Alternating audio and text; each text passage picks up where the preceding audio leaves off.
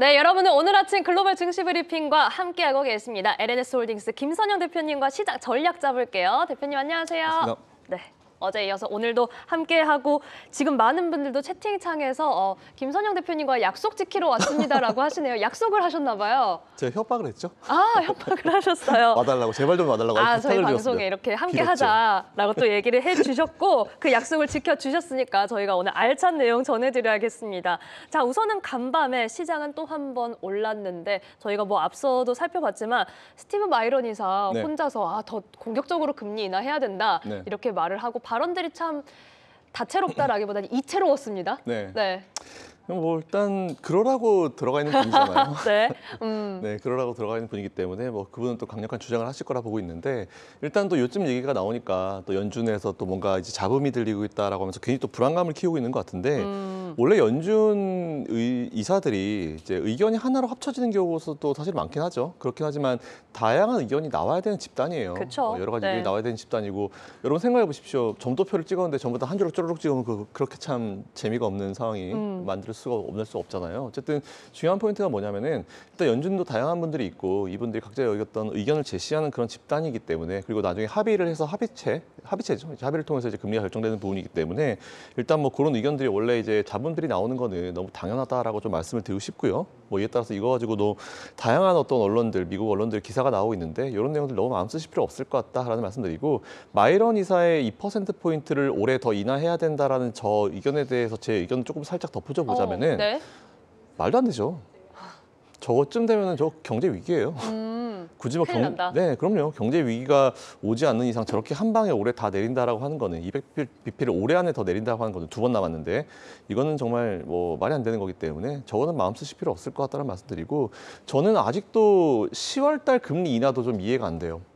그래요? 지금 네. 확률이 굉장히 높게 또 거의 그렇죠. 90% 후반으로 점쳐지고 있잖아요. 근데 페드워치는 항상 그래요. 페드워치는 뭐 시장의 어떤 기대감이 반영되는 거기 때문에 뭐 그거는 이제 우리가 그냥 참고하면 될 것 같고 그리고 지난 뭐 인플레이션 기간 동안에도 봤을 때 페드워치대로 된 적이 그렇게 많지가 않습니다. 기대감이 많이 반영된 거라 가지고 그래서 일반 개인 투자자분들이 이제 페드워치를 보고 많이 판단을 하시는데 그것도 이제 누군가의 어떤 이제 의견이 반영된 거기 때문에 참고만 할 만한 그런 내용이고 저는 여전히 9월과 12월 2번 정도 하는 게 맞다라고 보고 있어요. 왜냐하면 9월 달 중순 말 사이에 금리 인하 한번 했는데 10월 말에 있거든요. 2번 하게 되면 거의 한 달 반도 안 되는 기간 동안 2번을 하는 거고 사실 그거는 거의 뭐 100bp를 한 방에 내리는 효과랑 거의 비슷하다고 봅니다. 원래 이제 9개월 만에 금리 인하를 했다라고 하는 건 이제 몇 개월 정도 좀 지켜보고 나서 그 이후에 다음 타원을 보는 게 맞는데 어쨌든 뭐 11월은 없으니까 그래서 저는 오히려 올해 좀 안전하게 가는 방향은 뭐 정부에서 뭐라고 하든지 말든지 간에 좀 안전하게 가는 게 좀 맞다라고 보고 있고요. 아직까지 이런 그 무역 협상에 대해서 이제 주요 국가들과의 어떤 협상이 이루어지지 않았기 때문에 그쵸. 뭔가 쉽게 판단하기는 어려워요. 그래서 저는 일단 뭐 누가 뭐라고 하든지 간에 9월에 한번 했으니까 10월에 한 텀 뛰고 대신에 이제 10월과 11월이 좀 비잖아요. 그렇게 되면 이제 12월에는 만일 그 2달의 기간 동안에 문제가 좀 발생하면은 12월에는 좀 조금 문제가 있네 싶으면 100bp를 그때 가서 이제 50bp를 이제 그때 가서 고민하는 뒷것을 할 게 수도 있다. 네, 그냥 50bp를 그때 하는 게 맞고 100bp가 아니고 50bp입니다. 그때 하는 게 네. 맞다라고 보고 있어가지고 굳이 저는 10월 달에 해야 되나? 11월 때 없다 하더라도 굳이 해야 되나라는 그런 생각이 있고 만일 정말 네. 필요하다라고 하면은 긴급 회의를 또 열 수도 있어요. 그렇기 때문에 저는 굳이 10월 달에 정기회의에서 할 필요가 있나라는 생각을 아직까지 좀 가지고 있고 현재 기준으로 봤을 때는 그냥 9월과 12월 2번 하는 게 맞다라고 보고 있습니다. 자, 지금 통화 정책에 대한 대표님의 전망과 의견도 함께 들어봤는데 그런데 또 오늘 밤에 어쨌든 파월 의장의 연설도 대기를 하고 있고 맞아요. 미셸 보먼 부의장도 대기를 하고 있는 상황이잖아요. 네. 파월 의장은 뭐 비슷하게 좀 신중한 기조 이어가지 않을까 싶은데 어떻게 파월 보세요? 의장은 수년 동안 계속 항상 똑같은 말씀 하셨어요. 난 이제 데이터를 보고 하겠다. 뭐 맞아요. 지금 늘 있는 그랬죠. 거 가지고 볼 수 없다. 사실 근데 그 말씀이 제일 정확한 얘기예요. 왜냐하면은 너무 최근에 한 4, 5년 동안 이슈들이 많았잖아요. 인플레이션부터 시작해서 뭐 전쟁부터 시작해서 너무 많은 이슈들이 있었기 때문에 그때 나오는 데이터를 보고 판단하시는 게 맞아요. 괜히 뭐 그쵸? 사실 근데 지금 미국의 평균 금리 수준이 네. 이제 높긴 해요. 예, FF 금리가 높긴 높거든요. 그래서 사실 연준도 제일 고민하고 있는 부분, 특히 미정부가 제일 고민하고 있는 부분은 이 높은 금리 수준이 고착화되는 거에 대해서 제일 좀 경계를 하고 있을 겁니다. 그래서 이제 그것 때문에 좀 더 빨리 내려야 된다라고 얘기를 하고 있지만 지금 자칫 잘못 내렸다가 인플레이션 다시 튈 수도 있거든요. 아직까지 뭔가 불확실한 부분이 너무 많은 상황이기 때문에 그래서 일단 저는 전체적으로 봤을 때는 일단은 파월 의장이 멘트가 나온다 하더라도 기존과 좀 다르지 않은 그런 멘트가 나올 것이고 그리고 아마 이런 얘기 할 거예요. 지금 좀 많이 가능성을 열어둘 것 같아요. 우리가 보통 열린 결말 이런 얘기 많이 하잖아요. 그래서 그쵸. 상황 봐가지고 필요하면 할 것이고 뭐 필요 없으면 안 할 텐데 굳이 10월이라는 뉘앙스가 살짝 나오지 않을까 싶고 근데 그런 뉘앙스를 파월 의장이 좀 강하게 내비치면 내비칠수록 멘트 끝나고 나서 시장에 살짝 눌림은 있을 수 있으니까 뭐 그거는 뭐 판단 미리 좀 그럴 가능성도 좀 예측하시는 게 좋겠다라는 좀 생각을 가지고 있는데 일단 파월 의장은 항상 하던 대로 똑같은 말씀하실 거기 때문에 뭐 그거 어떤 말씀을 하시든 간에 너무 걱정하실 필요 없을 것 같다라는 말씀드리겠습니다. 네, 파월 의장의 발언도 크게 뭐 걱정할 필요는 없을 것이다. 그 부분만 하나 살짝 곁다리로 여쭤볼게요. 네. 이제 월가에서 뭐 워싱턴 포스트에서 이런저런 기사들이 나올 때 지표 하나가 튀면은 조금 문제가 생길 수는 있다. 이런 우려 정도는 월가에서 약간 시각이 제기되는 것 같더라고요. 네. 네, 그래서 지금 워낙 뭐 탄탄하게 오고 있기 때문에 네. 그런데 이번 주 금요일에 PCE 물가지표 발표 맞아요. 있잖아요. 네. 네. 지난달 PC에 별로 관심 없었는데 갑자기 PC에 관심을 가지기 시작하고 지난달에 신규 실업수당 청구서 관심 없었는데 갑자기 이번 달부터 관심 가지기 주목도가 시작하고 높아지고. 그러니까 제가 드리고 싶은 말씀 은 뭐냐면은 이제 워싱턴 포스트에서 얘기한 대로 이제 지표 하나가 튀면 뭔가 예민하게 반응한다고 하잖아요. 그러니까 시장이 그만큼 좀 불안불안하다라고 하는 것 같아요. 근데 이게 왜 그러냐면은 미국은 지금 보면 새로운 영역으로 가고 있잖아요. 그러니까 사람의 본성이 그래요. 그러니까 내가 가지보지 못한 어떤 미지의 세계로 가게 되면은 항상 경계감을 가지는 게 인간의 본성이거든요. 그렇기 때문에 사실 인류가 생기고 지금까지 이제 유지돼 왔다. 리스크 관리라는 게 있는데 그런 심리가 지금은 좀 반영이 되고 있다라는 거고 어느 순간 이게 진짜 막 버블의 영역으로 이제 본격적으로 들어가기 시작하면 그런 심리 싹 사라지고 이제 나쁜 거를 이제 좋게 해석하는 시기가 저는 올 거라 봐요. 근데 그 전에 지금 아직까지는 좀 경계감을 가지고 있는 그런 시기이기 때문에 일단 지금은 좀 우리도 같이 경계감을 가져주는 게 좋은데 어쨌든 중요한 포인트는 뭐냐면은 뭐 짧게 투자하실 분들 아니면은 길게 보실 분들은 제가 봤을 때는 적어도 내년까지는 미증시나 우리나라 증시는 계속 좋을 수밖에 없는 그런 상황이기 때문에 중간에 뭐 깊은 조정이 나온다 하더라도 근데 우리가 예상하지 못한 악재가 나오면 어쩔 수 없어요. 아, 그렇죠. 그걸 제외하고 네. 나머지 상황에서 조정이 나온다라고 하면은 오히려 추가 매수 신규 매수로 접근하시는 것도 지금은 나쁘지 않다라고 생각하고 있습니다. 네, 역시나 뭐 견조한 증시 전망에 대해서 이 부분 다시 한번 확인을 시켜주셨고 일각에서 제기되는 우려에 대해서도 좀 해소를 해주셨습니다. 자, 엔비디아가 또 상승 재료로 AI 관련된 대규모 투자 소식을 또 가져왔습니다. 네, 뭐 엔비디아가 거의 뭐 미국에 있는 회사들을 먹여 살리는 느낌이죠. 뭐 관련사들한테 그러니까요. 지금 다 투자를 네. 해주고 있는 상황이고 거의 뭐 다 죽어가는 인텔한테 이제 호흡기 붙이고 좀 살려주겠다라는 얘기가 나오고 있고 뭐 잘 아시겠지만 워낙 오픈 AI랑과의 관계는 뭐 괜찮았기 때문에 뭐 투자에 대한 부분은 충분히 생각할 수 있었던 부분인데 일단 오픈 AI는 지금 자꾸 이제 원래 비영리법인에서 영리법인으로 바꾸고 싶어하는 그런 시도를 지금 샘 올트먼이 하고 있잖아요. 뭐 잠깐 의견을 드리면 그거 영리법인 전환시켜주면 안 되죠.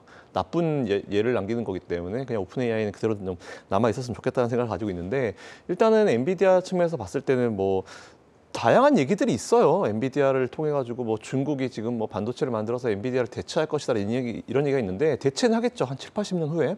그래서 뭐 당장 여러분들이 너무 마음 쓰실 필요 없을 것 같다는 생각을 좀 가지고 있고 중요한 포인트는 이제 테슬라도 마찬가지지만 이제 테슬라가 만든 제품 그리고 엔비디아가 만든 제품을 세계에서 얼마나 많은 기업들과 국가들이 원하는지에 대한 부분이 중요한 것 같은데 일단 뭐 엔비디아가 만든 그 칩 같은 경우는 전 세계가 다 원하고 있고 모든 기업들이 다 원하고 있고 빨리 못 얻어가지고 생산을 더 못 해줘가지고 이제 구매를 못하고 있는 그런 상황이다 보니까 자꾸 자체 칩을 만들어서라도 빨리 하겠다는 그런 노력들을 기울이고 있는 상황이잖아요. 이에 따라서 엔비디아에 대한 수요는 그대로 살아있고 이번 AI 랠리의 끝까지 대장 역할을 할 거다라고 좀 생각을 하고 있습니다. 네. 근데 뭐 중국에서 자체 칩 나온다 하더라도 사실은 그거 누가 사줄까요? 네, 중국에서 자체적으로 또 이제 하겠죠. 전기차처럼 자기들이 생산해서 자기들이 소비하는 그런 방향을 갈 거기 때문에 이런 기사들 너무 마음 쓰실 필요가 없을 것 같다라는 생각을 가지고 있고 엔비디아의 젠슨 CEO는 지금 거의 트럼프 대통령의 경제 사설 느낌이에요. 어딜 가든지 따라가고 있고 네.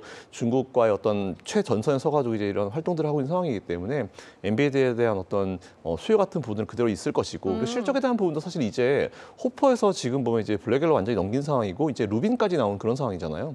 이런 가운데 이제 고객들이 뭔가 이 과도기적 구간에 있는 구간이기 때문에 좀 삐그덕삐그덕 거릴 수는 있습니다. 뭐 그 사이에 뭐 블랙웰의 발열 문제라든지 이런 것도 있었지만 최근에 많이 잡았고요. 네, 그런 상황이기 때문에 이제는 또 새로운 어떤 제품에 대한 수요도 다시 한번 생기고 있는 상황이고 앞으로 이 흐름도 좀 이어질 거다라고 보고 있기 때문에 엔비디아에 대한 투자 의견은 저는 그대로 그냥 계속 가져가시는 게 맞다라고 보고 있고 AI 테마가 꺾이는 시기 그리고 이제 이 시장이 꺾이는 시기까지 엔비디아는 그대로 그냥 보유하셔도 된다. 그리고 사다 팔았다도 가능하시지만 웬만하면은 좀 큰 비중은 그냥 그대로 보유하시는 게 낫지 않을까라고 생각하고 있습니다. 네, 이렇게 엔비디아에 대해서 다시 한번 확인을 해봤고 앞으로 AI 랠리의 대장 역할 계속해서 해줄 것이다라는 이야기 해주셨습니다. 자, 한편 오늘 뭐 국내 증시에서는 이렇게 원자력, 전력 설비 같이 가고 있는데 관련해서 뭐 미국에서는 오클로나 뉴스케일 파워 최근에 흐름이 좋았죠. 더군다나 여기에 양자 컴퓨터 관련해서 아이온큐까지 네. 너무나 흐름이 좋았는데 오히려 지금 이제는 조금씩 고점 신호가 나오고 있다 이런 해석들도 있더라고요. 이들 종목 어떻게 보실까요? 그동안 다른 업종에 비해서 사실은 큰 관심을 받지 못했던 건 사실인 것 같아요. 그리고 최근에 이제 미국 아시겠지만 M7 같은 대형 기업에서 중소형으로 이제 이 수급들이 좀 이제 낙수 효과로 떨어지면서 이제 뭔가 이쪽에 중소형 단에서 뭔가 없을까라고 찾아보다 보니까 이제 아이온큐 같은 그런 양자 컴퓨터 관련 쪽으로 이제 수급이 내려간 거라 보고 있습니다. 그래서 이건 어떻게든 자연스러운 현상이다라고 좀 보고 있고요. 이에 따라서 우리나라도 비슷한 현상이 발생할 거니까 뭐 코스닥 기업들 준비하시라는 말씀 일단 잠깐 중간에 드리고 일단 뭐 양자 컴퓨터도 그렇고 원전도 그렇고 일단 원전도 결국은 이제 AI에서 내려온 테마다라고 보실 수 있잖아요. 그리고 양자 컴퓨터 같은 경우도 우리가 가야 될 미래긴 하지만 좀 아직 먼 미래다라는 그런 이미지가 있었지만 그래도 주가가 최근에 좀 강한 모습을 보인 거는 기대감이 좀 많이 올라간 것 같고 그리고 사실 뭐 미래를 우리가 알 수 없는 부분들이기 때문에 기대감이 좀 많이 반영되고 있는 건 사실인 것 같아요. 근데 기대감을 넘어가지고 이제 과거의 테슬라 같은 케이스로 가려고 하면은 보여줘야죠. 그죠? 양자 컴퓨터 쪽에서 이제 기업들이 실적을 좀 내주면서 이제 숫자가 찍히는 걸 좀 보여줘야 되는 시기가 아마 조만간 다가오지 않을까 싶은데 만일 그 시기에 갭이 좀 있다라고 하면 주가가 좀 크게 밀릴 수 있고요. 기대감만 가지고 올라가는 건 특히나 미국 시장에서 제한적인 부분이 분명히 있기 때문에 이런 기업들은 숫자가 나와야 된다. 무조건 숫자가 나와야 된다. 하지만 지금은 아직까지 조금 그런 걸 봤을 때는 좀 이른 시기가 아닌가라고 판단되고 있어서 지금은 뭐 우리나라로 치면은 테마성의 어떤 흐름 정도로 판단하시면 될 것 같아서 보통 이렇게 테마성으로 움직이게 되면은 오르락내리락 되게 많이 나와요. 뭐 이런 수급의 흐름에 따라서 많이 나오기 때문에 그런 것들은 잘 판단하셔가지고 투자를 해보시면 좋겠다라는 생각을 가지고 있습니다. 네, 결국은 숫자가 증명해야 하는 가운데 그렇다면 요즘 비트코인, 네. 이더리움 요즘 시세가 오히려 지금이 찬스인가 하는 생각을 하시는 분들도 계시고 아직 바닥이 확인되지 않았다 좀 이렇게 걱정하시는 분들도 계시더라고요. 대표님 어떻게 보세요? 되게 자연스러운 현상이에요. 왜냐하면 이제 비트코인도 원래는 이제 이걸 갖다가 이제 인정하느냐 인정하지 않느냐 제도권으로 넣느냐 안 넣느냐 이런 얘기가 나왔었잖아요. 근데 제도권으로 인정을 하면서 ETF들이 만들어지게 되면서 파생 상품이 끼게 되면서 이렇게 되면 변동성 나오거든요. 그래서 저는 이번에 사실 오늘 최근에 빠진 이유는 그쪽 관련해서 좀 수급이 빠졌기 때문에 그런 내용이 나왔잖아요. 자연스러운 흐름이에요. 만일 그런 게 없었다라고 하면 이제 이런 흐름이 나오지 않았고 단순히 그냥 돈 들어오면 올라가고 돈 빠지면 빠지는 그런 네. 시기 그런 어떤 상품이었을 거다라고 보고 있는데 우리가 보통 이제 제도권에 들어온다라고 하는 건 이제 공매도에 대한 위기도 충분히 이제 생각할 수 있는 것들이고 뭐 비트코인 떨어지는 거에 대해서 이제 공매도 하방으로 베팅하는 그런 세력들 옵션 뭐 선물 파생 거래도 있을 수 있는 부분이기 때문에 이제는 다른 상품과 비슷하게 좀 생각을 할 필요가 좀 있을 것 같다라는 말씀드리는데 완벽하게 뭐 수십 년 된 그런 상품들과 똑같은 시장에서 거래를 할 수는 없어요. 여전히 그렇다 하더라도 아직까지 비트코인이나 이 가상화폐에 대한 경계를 하고 있는 사람들은 분명히 있기 때문에 완벽하게 똑같을 수는 없지만 이제 이런 파생 상품들이 많이 만들어지기 때문에 따라가지고 그것과 관련된 흐름이라고 보시면 될 것 같아서 되게 자연스러운 흐름이라 봐요. 그 뭐 기업들도 사실 엔비디아도 그냥 올라가다가 뭐 몇십 % 조정 받잖아요. 그런 비슷한 흐름이라 보시면 될 것 같고 가상화폐를 뭐 펀더멘탈 분석이나 뭐 차트 분석이나 이런 것들은 불가능합니다. 그쵸. 저는 그렇게 생각하고 있고. 네. 근데 제일 중요한 건 뭐냐면은 결국은 지금 금리 인하기이고 돈을 푸는 시기잖아요. 근데 그 돈이라는 놈이 되게 웃긴 게 뭐냐면 짧은 시간 동안에 최대한 많은 돈을 벌고 싶어합니다. 그리고 24시간 놀고 싶어해요. 거의 유일한 시장이잖아요. 가상화폐 시장이. 그렇기 때문에 저는 결국은 또 높은 자리를 올라갈 거다라고 보고 있는데 그렇다 하더라도 이제 이걸 인생의 몰빵이다라고 생각하면 저는 안 된다 봅니다. 예전에 뭐 수십 프로 올라갔을 때랑 수백 프로 올라갔을 때랑 지금은 좀 다르거든요. 네. 그러니까 지금부터는 좀 이제 포트에 넣는 건 상관없는데 비중을 다른 일반 종목들과 똑같이 10% 안쪽으로 만일 그게 제로가 된다 하더라도 나머지에서 커버 가능한 수준으로 해야지 나는 뭐 비트코인에 인생 걸었어. 여기서 몰빵했어. 그러면 이제 모든 사람이 이제 심리 상태가 똑같지 않아요. 누구는 컨트롤이 되지만 누구는 컨트롤이 안 되거든요. 그래서 제발 그런 거는 우리가 2차 전지를 투자하면서 많이 이미 겪으셨기 때문에 그거 생각하시고 이 비중은 항상 잘 조절하셨으면 좋겠다. 하지만 투자의 가치는 있다. 않을까라고 생각하고 있습니다. 자, 투자 가치는 있고 비중 조절은 필수인 상황이 됐습니다. 자, 이번에는 저희가 제약바이오 섹터 이야기하면서 미증시 체크해보고 국내 증시로도 좀 넘어오려고 하는데 우선 화이자가 인수를 발표했다라는 소식이 전해지면서 메세라 또 네. 비만 치료제와 관련해서 또 한 번 어떤 모멘텀이 되지 않을까 기대감을 키웠고 한편 지금 타이레놀 때리기는 좀 네. 이어지는 것 같아요. 이런 흐름들은 어떻게 보셨을까요? 타이레놀 케이스를 보면서 사실은 이제 이게 저는 보통 평균 함정에 빠지지 마라 아니면 뭐 이런 네. 이게 보면은 우리가 보통 여론조사 같은 걸 하게 되면은 이 집단 자체가 얼마나 모수가 얼마나 큰지를 좀 판단하게 되잖아요. 근데 그쵸. 저도 아이가 둘이 있는데 사실은 아예 우리한테 정말 부작용이 없는 약을 찾아라, 뭐 부작용이 조금이라도 있는 약을 찾아라. 그런 약이 있으면 없애라 하잖아요. 제가 봤을 때 99% 약이 사라집니다. 그러니까 불가능하다. 맞아요. 이게 부작용이 없는 약은 없는데 일단은 거의 임산부들한테 유일하게 처방될 수 있는 약이 타이레놀이었었거든요. 그랬는데 이제 타이레놀을 때리긴다 한다고 하는 거는 이제 조금 지금은 많이 거기에 시선이 집중돼 있기 때문에 아 그래? 예전에 뭐 우리나라 그런 비슷한 사태 있었던 것처럼 그런 느낌인 것 같아가지고 요 시기만 좀 지나고 나면 좀 조용해지지 않을까 싶어요. 그래서 저는 캠뷰죠. 이제 좀 눌림을 이용해서 좀 기다리셨다가 좀 매수하시는 전략도 나쁘지 않다라고 보고 있고 네. 얼마 전까지 유나이티드 헬스케어도 비슷한 느낌이었잖아요. 그러니까요. 네, 딱 그 그래서 모습이 생각나더라고요. 네, 그래서 저는 사실 그런 느낌을 보고 있어서 이제 이만큼 빠졌으면 충분히 빠졌다고 생각하고 있어서 캔빌 가격이 지금 뭐 애프터마켓에서 좀 많이 오르고 있긴 하지만 지금 가격대 정도면 이제 슬슬 진입을 한번 생각해 보셔도 나쁘지 않겠다라는 생각을 가지고 있고 그리고 지금 미국의 보건복지부 장관이 이런 거 되게 예민하신 분이에요. 굉장히 예민하신 분이기 때문에 그러다 보니까 좀 더 이슈가 됐다라고 판단되고 있습니다. 그래서 일단 투자를 뭐 지금 시작해 보시는 건 뭐 나쁘지 않다라고 생각하고 있고 그리고 타이레놀 이슈도 그냥 지나가는 이슈 중에 하나가 되지 않을까라고 생각하고 있기 때문에 요거는 그냥 제가 말씀드린 거 참고만 하셔가지고 공부를 한번 해보시고 접근하시는 게 낫지 않을까라고 생각하고 있습니다. 네, 그렇다면 이제 국내에서는 뭐 알테오젠이 사실 어제 참 좋은 모습 보여줬고 네. 오늘은 좀 숨고르기 하는 것 같습니다. 이 뭐 기사 언론에 이제 보도되는 내용들 보면은 알테오젠 비롯해서 K바이오가 올해 기술 이전만 약 거의 10조 원 규모를 했다. 네. 그래서 플랫폼 기술을 좀 주목하자 이런 이야기들이 나오고 있던데 맞아요. 지금 국내 제약바이오 섹터의 전망은 좀 어떻게 보시는지 좀 세부적인 대응이 필요하겠죠? 선별적인? 저는 일단 바이오 제약주는 지금 여러분들이 포트에 꼭 담으셔야 되는 포트라고 생각합니다. 네, 10개 중에 하나 꼽으래도 꼽고요. 5개 중에 하나 꼽으래도 꼽습니다. 오. 네, 일단 기본적으로 우리가 네. 이제 알고 있는 금리 인하기에 수혜를 받을 수 있는 대표적인 업종 중에 하나고 그리고 올해, 내년, 내후년까지 중요한 건 뭐냐면 우리나라 셀트리온이나 삼성 바이오로직스 같은 기업들 특히 해외에서 이제 빅파마들의 굉장히 중요한 메가버스터급의 이제 큰 제약들이 라이센스 만료가 올해 내년까지 쭉쭉쭉 연결이 돼 있어요. 그랬을 때 이제 우리나라가 그걸 가져와가지고 복제약을 만들 수 있거든요. 그 되게 유명한 그 가다실 같은 약들 있잖아요. 엄청나게 그쵸, 네. 비싼데 네, 그런 것들도 이제 라이센스를 받아가지고 이제 복제약을 만들게 되면은 확실히 그 효과가 클 겁니다. 우리나라도 잘하는 쪽이 그쪽이고 물론 이제 우리가 복제약뿐만 아니고 이제 제약을 만들어낸 것도 되게 잘하고 있는 상황이기 때문에 오히려 저는 이제 이 바이오 쪽에 대한 투자 매력은 지금은 굉장히 높다라고 좀 보고 있고 투자를 하셔야 된다고 보고 있는데 이게 문제가 뭐냐면 바이오주 진짜 어려워요. 그러니까요. 공부하기 진짜 네. 어렵고 무슨 용어인지도 모르겠고 막 이렇게 생각하거든요. 시간이 좀 들죠. 네, 맞아요. 근데 그럴 땐 되게 간단해요. 그냥 내가 실생활에서 이용하는 제품군 중에 뭐가 있을까라부터 이제 접근을 해보시게 되면은 그래서 제가 방금 가다실 말씀드린 게 가다실은 요즘에 여성분들과 남성분들이랑 다 맞으시잖아요. 그렇죠. 네, 그렇기 때문에 그런 것들을 생각해 보시면 아하. 분명히 아마 투자에 대한 아이디어를 좀 더 쉽게. 그러니까 제일 중요한 거는 그냥 내가 실생활에 이 약을 쓰는지 안 쓰는지가 중요해요. 내가 뭐 관절염이 있으면 관절염 있는 약 그리고 뭐 고혈압이 있으면 고혈압 약 뭐 이런 걸 보시면은 바로 답이 나오기 때문에 거기서 아이디어를 받아서 가보시게 되면은 답이 충분히 되실 거다라고 생각하고 있습니다.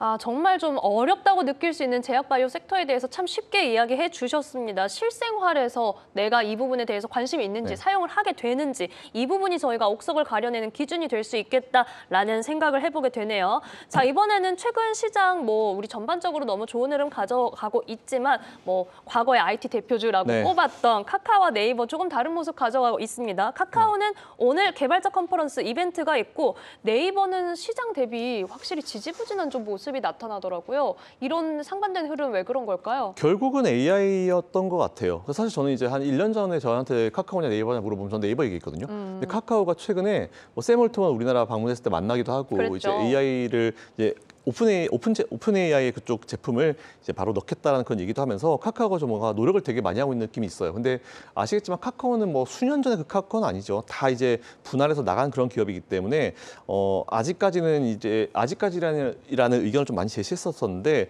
최근에 노력을 봤을 때는 네이버보다 카카오가 AI 쪽에 노력을 좀 더 기울이고 있는 건 맞는 것 같아요. 그러니까 뭔가 분위기를 좀 만들고 있는 분위기인 것 같은데 네. 그렇다 하더라도 저는 네이버에 대한 투자 의견을 낮출 필요는 굳이 없을 거라고 봐요. 네이버도 나름 이제 준비하고 있는 것들이 있는데 뭐 지금 핫한 오픈 AI 같은 기업이랑 이제 카카오가 바로 이제 붙어버리니까 거기서 좀 관심을 좀 받게 된 거라 보고 있어서 제일 중요한 건 뭐냐면은 뭐 카카오든 네이버든 뭐든지 간에 일단 숫자가 찍히는 게 제일 중요합니다. 워낙 오랜 기간 동안 이 플랫폼 기업들은 많이 쳐져 있었잖아요. 그래서 이제 숫자가 좀 돌아오는 걸 좀 보시면서 투자하시는 게 좋겠다라고 말씀드리고 그리고 당장 뭔가 핫한 그런 기업과 이제 얼라이언스를 맺으면서 이제 이슈가 되는 것보다는 그거를 통해 가지고 얼마나 수익 구조를 잘 짜고 다시 그쵸. 살아날 수 있는지가 중요한 거기 때문에 카카오 일단 지금까지는 홍보 되게 잘하고 있어요. 예, 샘 올트만이랑 만나는 그 액션 되게 좋았고요. 근데 지금부터는 이제 그 오랜 기간 동안에 많은 카카오 투자자분들한테 고통을 주고 있는 건 사실이긴 하거든요. 그러니까 이런 노력들을 좀 충분히 좀 잘 감안하셔가지고 이제 본격적으로 숫자를 찍어야 됩니다. 할 수 있는 그런 기업이기 때문에 근데 이게 올라갈 길이 참 많이 남긴 남았지만 스텝 잘 밟고 있는 것 같아가지고 일단 우리나라 플랫폼 기업들은 개인적으로 좀 파이팅을 외치고 있는 상황인데 네. 아직까지 저는 둘 중에 하나 뭐가 좋습니까라고 물어보면은 그냥 저는 아직까지 네이버가 나은 것 같아요. 아직까지 카카오는 제가 기대치가 좀 높아서 그런 건지 모르겠지만 아직까지는 조금 더 가야 될 것 같다. 조금만 더 노력했으면 좋겠다라는 생각을 좀 가지고 있다라는 말씀드리겠습니다. 카카오 차근차근 올라오고는 있지만 정말 이제는 보여줘야 합니다. 오늘 장에서는 두 종목이 엇갈리고 있는데 카카오가 1% 가까이 내리면서 65,700원 선 움직임 보여주고 있고요. 네이버는 1%대 상승세 234,500원에 거래되고 있습니다. 대표님, 이번에는요. 지금 우리 국내 투자자들의 심리에 대해서 네. 저도 좀 같이 확인하고 싶은 부분이 있었는데 이번 한 달 동안에 최근 한 달 동안에 거래대금 뭐 1위야 3위에 레버리지와 버스가 같이 들어가 있더라고요. 네. 그래서 지수 하락이냐 네. 추가적인 상승이냐 네. 그런데 좀 극단적인 마음으로 가는 경향들이 생기는 것 같아요. 이거 네. 왜 그런 거예요? 그러니까 지금 딱 그런 시기예요. 이제 이게 새로운 영역으로 가고 있잖아요. 우리나라도 이런 경우에 이제 이런 상황이 많이 발생하는데 뭐 다양한 의견들이 있긴 있지만 저는 뭐 그동안 우리나라 연말까지 뭐 레버리지를 매수하는 게 낫다라고 계속 주장을 해온 사람으로서 네. 근데 레버리지 매수하시면서 인버스를 같이 매수하는 거 괜찮아요. 왜냐하면 개인들이 할 수 있는 그렇죠. 해지거든요. 그렇게도 할 수 있죠. 개인들이 뭐 공매도라는 건 사실 어려운 일이고 뭐 개인들이 뭐 파생을 한다는 것도 되게 어려운 일인데 개인이 할 수 있는 거의 유일한 해지 방법이 인버스를 같이 매수하는 거거든요. 이게 자체가 확실히 1, 20년 전이나 지금이랑 우리나라 개인 투자자분들이 진짜 똑똑해졌다. 그러니까요. 네, 라고 생각하고 있습니다. 그래서 저는 이거 되게 좋게 보고 있어요. 근데 뭐 수익이야 뭐 그 다음에 이제 본인의 전략에 따라서 본인의 판단에 따라서 결정하는 문제인데 저는 현재까지는 레버리지가 이길 거라 보고는 있긴 있어요. 근데 설사 손실을 본다 하더라도 뭐 인버스 손실, 레버리지 손실은 레버리지가 더 커졌다. 그럼 그 두 개를 같이 매도하면 돼요. 그럼 이제 결국 플러스로 이제 마감하면 되는 거기 때문에 그렇게 그쵸. 생각하시고 저는 이 두 개 투자가 같이 이루어지고 있는 거 되게 긍정적으로 보고 있다라고 생각하겠습니다. 긍정적인 현상이다. 네. 우리 개인 투자자들이 할 수 있는 위험 관리 차원에서 접근할 수 있는 부분입니다.